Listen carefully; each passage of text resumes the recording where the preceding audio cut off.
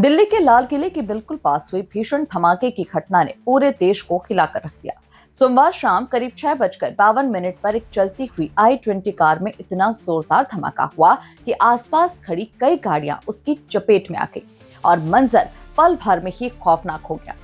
शुरुआती जानकारी के मुताबिक 11 लोगों की मौत की पुष्टि हुई है, जबकि 20 लोगों के घायल होने की जानकारी सामने आई है। सबसे बड़ी बात यह है कि जांच में कई चौंकाने वाले तथ्य भी उजागर हुए। कार हरियाणा की थी और उसके मालिक सलमान को गुरुग्राम पुलिस ने हिरासत में ले लिया है।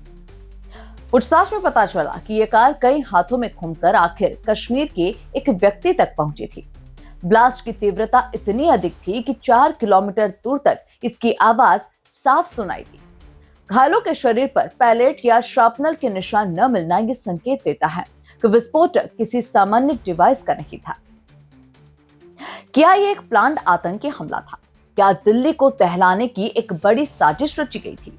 और क्या इस धमाके का फरीदाबाद और गुजरात में बरामद भारी विस्फोटकों से कोई कनेक्शन है? इन सभी सवालों की जांच अब एनआईए, एनएसजी और दिल्ली पुलिस की संयुक्त टीमें लगातार कर रही है। अब आपको ले चलते हैं इस पूरी घटना की ग्राउंड रिपोर्ट और जांच की अब तक की बड़ी अपडेट्स पर।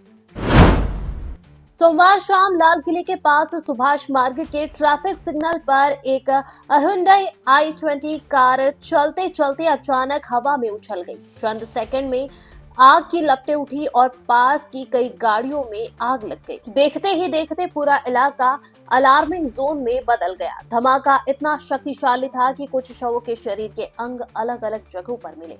यह बिल्कुल वैसा ही दृश्य था जैसा पुलवामा हमले के वक्त देखा गया था। यही वजह है कि सुरक्षा एजेंसियां इस घटना को किसी गहरी साजिश की नजर से देख रही है। घटना के कुछ ही मिनटों में दिल्ली पुलिस की special cell, crime branch, NIA और एनएसजी की टीमें मौके पर पहुंच गई। पूरे इलाके को सील कर दिया गया और फॉरेंसिक यूनिट ने सैंपल कलेक्ट करने शुरू कर दिए।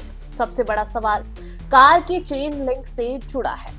कार के पूर्व मालिक सलमान को गुरुग्राम से हिरासत में लिया गया। उसने बताया कि उसने कार ओखला के रहने वाले देवेंद्र को बेची थी। देवेंद्र ने इसे अंबाला के एक व्यक्ति को बेचा और फिर वह कार कश्मीर के एक व्यक्ति के पास पहुंच गई। यह पूरी सीक्वेंस बेहद संदिग्ध है और जांच एजेंसियां इस नेटवर्क को ट्रेस करने में लगातार जुटी हुई है।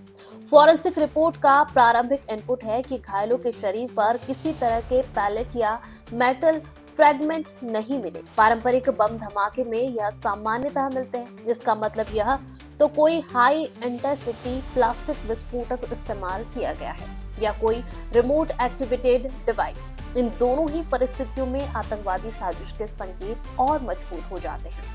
इधर यह भी सामने आया कि पिछले दिनों फरीदाबाद के डॉक्टर के घर से 300 किलो से अधिक RDX जैसा विस्फोटक बरामद हुआ था। वहीं गुजरात से भी विस्फोटक मिलने की खबर आई थी।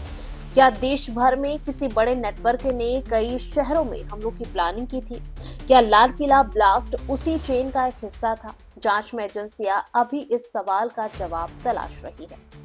वहीं सीसीटीवी फुटेज में दिख रहा है कि कार धमाके से कुछ देर पहले बेहद धीमी गति से चल रही थी, मानो किसी टारगेट पॉइंट्स पर पहुंचने का इंतजार कर रही हो। मोबाइल नेटवर्क डेटा, जियो फेसिंग और आसपास से मिले डिजिटल फुटेज को लगातार खंगाला जा रहा है।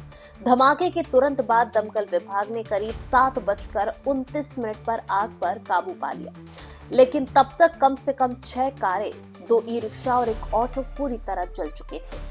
गृह मंत्री अमित शाह ने कहा कि यह जांच हर एंगल से की जाएगी और जब तक एफएसएल और एनएसजी की रिपोर्ट नहीं आती तब तक किसी भी नतीजे पर पहुंचना जल्दबाजी होगी।